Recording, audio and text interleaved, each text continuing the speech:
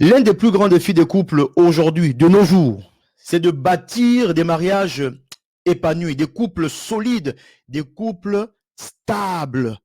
Mais entre nous, on entend souvent parler de mariage.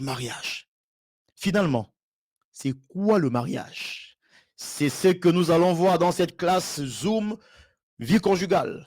On démarre maintenant, on s'installe, on y va.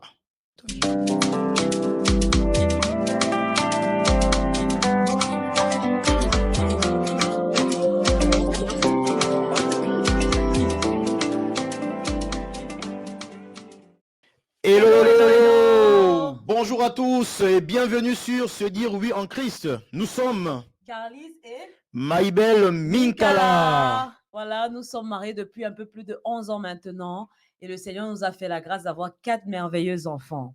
Sur cette chaîne, nous parlons de choix du conjoint, nous parlons de la préparation au mariage, nous parlons de comment vivre un mariage épanoui. Donc les amis, si tout ce que nous faisons ici vous intéresse, une seule chose à faire, abonnez-vous. Et n'oubliez pas de télécharger gratuitement l'e-book que nous avons conçu spécialement pour vous, les 5 piliers pour un mariage épanoui et durable. C'est pour vous. Juste en bas. Donc nous tenons aussi à saluer tous ceux qui sont connectés sur Zoom parce que c'est le principe de cette émission, classe Zoom, vie conjugale. Donc il y a plusieurs personnes connectées sur Zoom et donc nous espérons que vous allez bien. Alors Boubouchou, là voilà, ils sont où là? On voit les pays, les villes. On voit les personnes qui viennent de partout dans le monde, du Sénégal, du Mali, de l'Éthiopie. Alors là, nous avons même des personnes connectées depuis Dubaï. Yes. Voilà, bienvenue à vous sur cette classe Zoom vie conjugale. Ça va être du bon. Ne quittez surtout pas. Placez-vous, installez-vous. On rentre maintenant dans la classe Zoom vie conjugale. Donc, plusieurs personnes nous ont posé des questions sur les réseaux sociaux. Beaucoup de questions en fait. Et de toutes ces questions-là, donc nous allons tout doucement répondre à ces questions. Pas dans une seule vidéo. Aujourd'hui, nous commençons donc à répondre. Et il y a ces questions-là qui tournent autour du mariage. C'est quoi le mariage? La définition du mariage. Mais même, il y a des gens qui nous ont, comme ça, voilà, dit que ils sont en train de démarrer quelque chose et ils pensent, hein, Mobutu, que voilà, il faut d'abord goûter, il faut goûter avant de se marier. Goûter, c'est-à-dire avoir des relations sexuelles. Nous ne sommes plus des enfants, vous comprenez.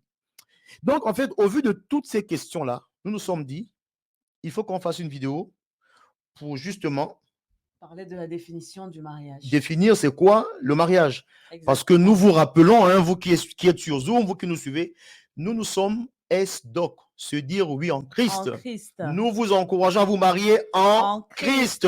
Alors, chers amis, c'est quoi le mariage?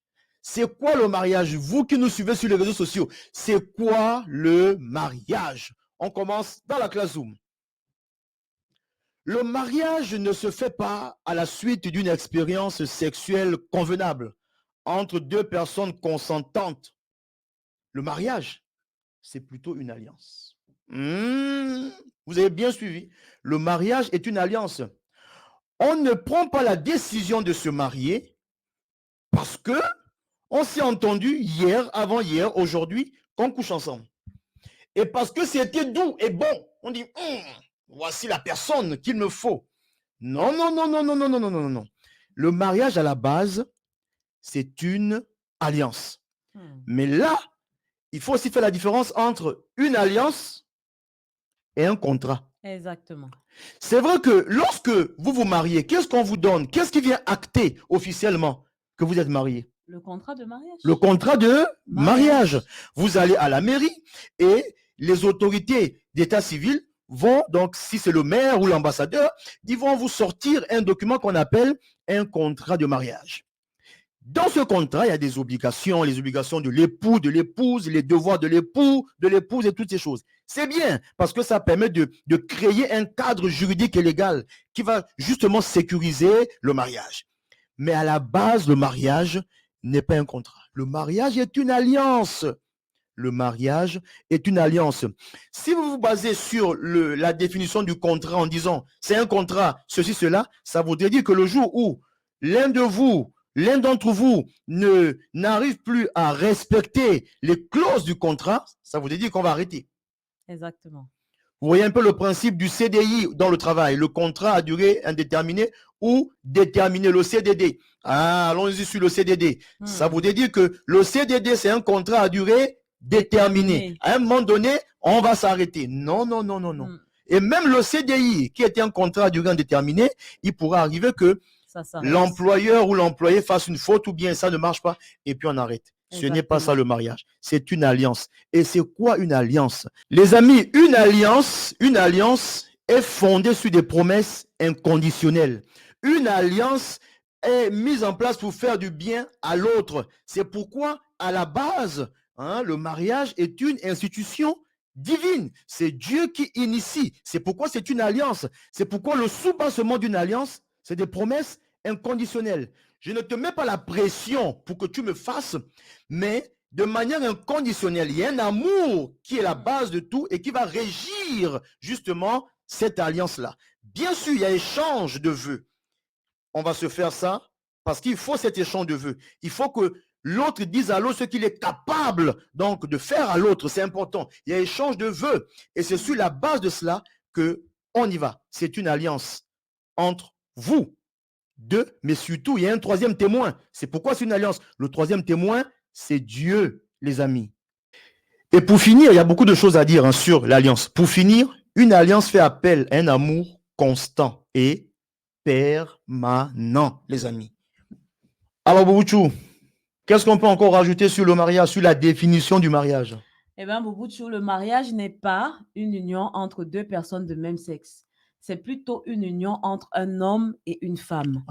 Dieu étant le concepteur du mariage, c'est à lui qu'il faut demander comment est-ce qu'il avait pensé le mariage. Or, le Seigneur dit qu'il faut que l'homme quitte son père et sa mère et s'attache à sa femme et les deux deviendront une seule chair. Deux personnes de même sexe ne peuvent jamais devenir une même chair et c'est même de façon physiologique. Les appareils féminins et masculins ont été constitués de façon à ce qu'ils puissent s'emboîter l'un avec l'autre. Le mariage n'est pas une union entre un homme et un animal, ni une union entre un homme et un objet, encore moins entre un homme et une poupée Barbie, mais le mariage est bel et bien une union entre un homme et une femme. Qui parle d'hommes et de femmes dit que ce sont des personnes matures et adultes. On n'a jamais dit entre un garçon et une fille, on a dit entre un homme et une femme. Un homme et une femme, ce sont des personnes adultes qui savent où ils veulent aller dans la vie, qui savent ce qu'ils veulent faire, qui savent où est-ce qu'ils veulent entraîner l'autre, surtout pour l'homme, et qui savent quel est à peu près le plan de vie que Dieu a prévu pour eux. Donc, le mariage est une union entre deux personnes de sexe différents. Opposés. Madame Mikala, Boubouchou, tout est dit. Ah, mais tout est dit, monsieur Mikala. Entre deux personnes de sexe différents. Ah, d'accord. OK. Bon, le message est clair. Hein? On continue, monsieur Mikala. OK. Bien, monsieur Mikala, j'ai reçu récemment la question de Célestine. Célestine me dit, maman Carlise, est-ce que tu sais que quand je vais me marier, je vais épouser un milliardaire. Comme ça, il va me prendre complètement, totalement en charge ma manucure, mon make-up. Et moi, je ne vais pas lever le petit doigt. C'est nous, voilà, qui allons vivre. Nous allons vivre tous les deux de son salaire. Il va me prendre en charge et moi, je serai simplement à la maison en train, voilà, de m'occuper de moi-même. Monsieur Mikala, que peux-tu répondre à Célestine, s'il te plaît? Ben, Boubouchou, je dirais à Célestine, c'est bien son prénom, hein, Célestine, que nous sommes dans classe Zoom vie conjugale. Et c'est vrai que cette question qu'elle pose peut-être se rapporte au choix du conjoint, mais il y a ce point que j'ai mis dans la classe Zoom. Le mariage n'est pas un jeu d'intérêt. Le mariage n'est pas un jeu d'intérêt, c'est plutôt une union basée sur l'amour. Célestine, si tu nous suis, le mariage n'est pas un jeu d'intérêt. C'est vrai. Et nous le conseillons aux hommes.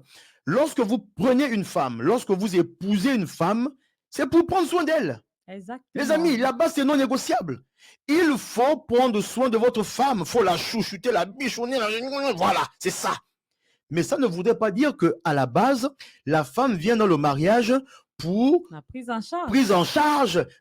Et son mari va devenir celui, voilà, le guichet automatique. Et comme ça, quand il n'y a rien, c'est problème. Quand il y en a, tout va bien. Non, non, non, non, non. Donc, comprenez bien qu'on ne rentre pas dans le mariage par intérêt. On rentre dans le mariage par amour. Le mariage, c'est le don de soi. Et même, j'ai envie de poser la question à Célestine. Le jour où monsieur n'aura plus d'argent, le jour où monsieur tombera peut-être au chômage, ou bien les affaires de monsieur ne marcheront plus, ça voudrait dire qu'elle va arrêter. Elle va dire que c'est terminé. Ben non, ben non. Donc, n'oubliez pas, qu'est-ce que la Bible nous dit? Jean 3,16, le verset le plus connu par tous les enfants de Dieu. Dieu a tant aimé le monde qu'il a donné son fils. Donc, tant aimer, c'est l'un des niveaux de l'amour qu'on appelle l'amour intensif. Dieu a tant aimé. Célestine, ton amour doit être intensif envers ton mari ou ton futur mari, sans condition. Et parce qu'il est intensif, c'est donc la deuxième partie, c'est le don. Il a donné. Il a tant aimé, il a donné. Quand on aime tant, on donne. Exactement. Mais ce n'est pas par intérêt qu'on donne, non, ou bien qu'on reçoit. Il faut aimer et puis on donne. Donc, le mariage, ce n'est pas les intérêts, mais c'est d'abord l'amour inconditionnel, l'amour don de soi, et à partir de là, on construit. Sans oublier, on ne dit pas qu'il ne faut pas que l'homme joue son rôle, soit responsable, s'occupe de sa femme, de son foyer, de sa maison. C'est le premier responsable. Et nous encourageons aussi les femmes à aller travailler. Si vous pouvez aller travailler, allez travailler. Et s'il faut rester à la maison, c'est d'un commun accord, selon votre foyer, votre couple, vos objectifs de vie. Exactement. Et là où vous entendez, madame reste à la maison. Il n'y a pas de souci. Célestine, tu as la réponse à ta question, si tu nous suis. Voilà. Alors, Boubouchou, qu'est-ce qu'on peut donc donner comme définition pour que les gens gardent une définition sur le mariage de tout ce qu'on a dit? Qu'est-ce qu'on peut donner comme définition? Eh bien, Boubouchou, on peut donner cette première définition au mariage. Le mariage est l'acte par lequel un homme et une femme s'unissent en vue de créer une famille et de vivre ensemble. Ah, ben merci beaucoup. Donc, on retient cette définition-là. Mais comme nous sommes enfants de Dieu, nous voulons coller et rajouter à cette définition-là une autre définition ou bien une suite de cette définition qui nous vient d'un verset de la Bible que nous connaissons tous. Genèse 2,24 nous dit, c'est pourquoi l'homme quittera son père et sa mère et s'attachera à sa femme et ils deviendront une seule chair. Les amis, de ce verset que nous venons de lire, nous pouvons ressortir une définition spéciale, propre aux enfants de Dieu. À vous, membres de SDOC, quelle définition? Le mariage est une alliance sacrée basée sur l'amour et conclue entre un homme et une femme qui se donnent entièrement l'un à l'autre sans restriction afin de constituer une famille et de réaliser la volonté de Dieu. Boubouchou, est-ce que c'est pas clair? C'est exactement ça. Est-ce que c'est pas limpide comme l'eau de roche? C'est clair comme l'eau de roche. Mais voilà. Donc, c'est bon? Parfait.